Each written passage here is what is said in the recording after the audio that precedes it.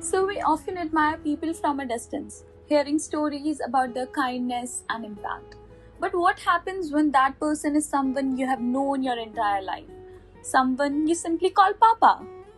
The afternoon sun had begun to soften when we stepped into that old neighborhood, one my father had left behind more than a decade ago, but one that somehow had never really let him go. I walked beside him casually at first, not expecting anything more than a quiet stroll through his past. The streets looked ordinary, faded walls, familiar chaos, the hum of daily life. But there was something different in the way people glanced at him. Not just recognition, something deeper. Respect, maybe? A gratitude that had outlived time. I had heard stories before, people speaking kindly of him, neighbors mentioning his name with a certain warmth. But stories, no matter how sincere, often feel distant until you see them unfold with your own eyes. So we had barely crossed a corner when a man approached us. He looked at my father for a moment as if confirming something he already knew in his heart. Then his gaze shifted to me. "Are you his daughter?" he asked. I nodded, a little unsure of what was coming next. His expression changed instantly, softened, almost reverent. "Beta," he said gently, "consider your father nothing less than a blessing from God. For many people here, he has played that role in their lives. He is deserving of every good thing that comes his way." For a moment, everything around me went silent.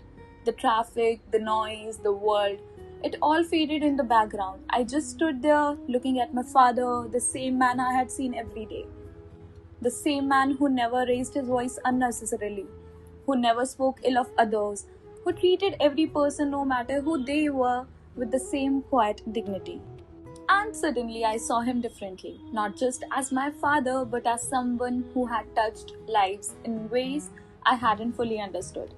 My chest filled with something I couldn't quite name: pride, gratitude, or maybe all of it at once. My eyes shimmered, catching the light in a way that made everything feel brighter than it was a moment ago. Because this wasn't about grand achievements or loud recognition, it wasn't about titles or applause. It was about a man who had lived his life quietly doing good, without expecting anything in return. A man who never judged someone else's child, never made anyone feel small, never withheld kindness when it was needed. And in that moment, I realized something profound. Some blessings don't come wrapped in obvious forms. Some blessings walk beside you every day, holding your hand, guiding you quietly, until one day the world reminds you just how rare they are. As we continued walking, nothing had changed. Yet everything had. Because now I knew I wasn't just walking with my father, I was walking with a legacy of kindness. And that is the kind of blessings words will never be enough to describe. I had always taken pride in being my father's daughter, but from that day onwards, that pride deepened into something even greater, and I am forever grateful.